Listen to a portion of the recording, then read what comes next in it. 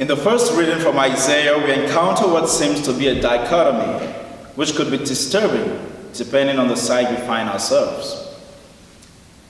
But I would like to suggest that this reading is not about establishing a dichotomy, but rather it is an invitation to understand what authentic fasting is and how it should be practiced.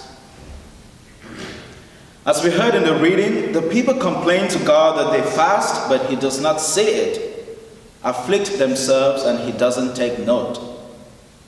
And the Lord's response is that in their fasting, they only carry out their own pursuits. We are called upon to examine the motives of our own fasting this Lent. Why are we giving up social media? Why are we giving up watching Netflix? Why take cold showers even though it's freezing? Why do any of the Lenten practices we are involved in this season? These are some of the questions God the Father wants us to ask ourselves this Lent. Are we fasting because we desire to grow deeper in our relationship with the Trinity? Or do we have secondary motives that are hidden?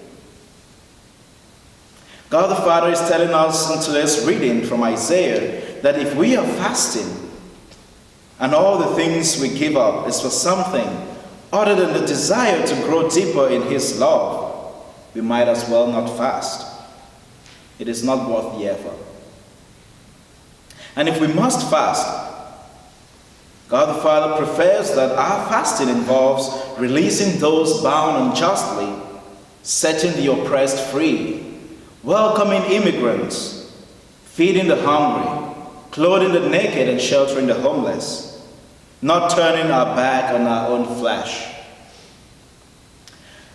Now, we must be careful not to think that God is dismissing the type of fasting we commonly practice, such as abstaining from meats, food. Let us note that in the book of Joel, God invites us to return to Him with all our hearts, with fasting, weeping, and mourning. He wasn't joking when he said this, neither is he contradicting himself now. Instead, God the Father is challenging us all in today's reading to a fuller understanding of authentic fasting so that we don't go about it the wrong way.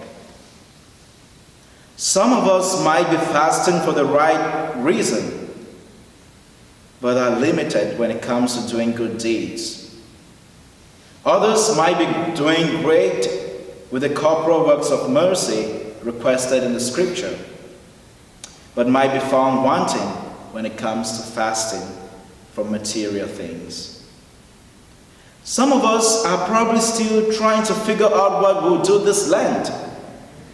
Regardless where we are, what we're doing or what we're not doing, God is telling us today that to draw near to Him, we ought to refrain from sins as well as engage in doing good works through prayers, fasting, giving alms, and exercising the corporal works of mercy.